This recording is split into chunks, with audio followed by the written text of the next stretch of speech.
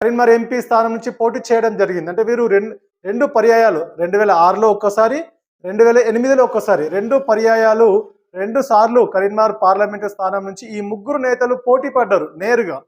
అలాంటిదే 3 రాజకీయ పార్టీల నుంచి కేసీఆర్ టీఆర్ఎస్ నుంచి, జీవన్ రెడ్డి కాంగ్రెస్ నుంచి, ఎల్ రమణ తెలుగుదేశం పార్టీ నుంచి ముగ్గురు ప్రధాన పార్టీల నుంచి ముగ్గురు నేతలు నేరుగా కరీంనగర్ ఎంపీ స్థానం నుంచి నేరుగా పోటీ పడ్డారు.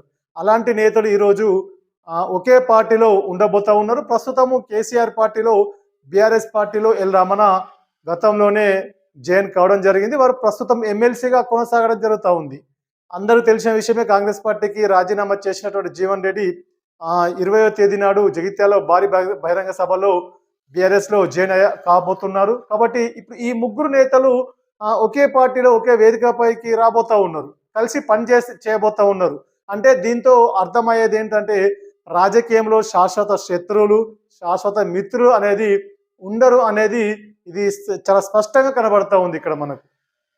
ఎందుకంటే ఇది వాస్తవమైన విషయము. వారు గతంలో నేరుగా పోటీ పడ్డారు.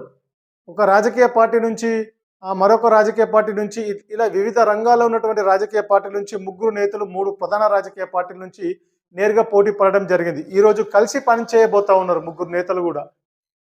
ఇక్కడ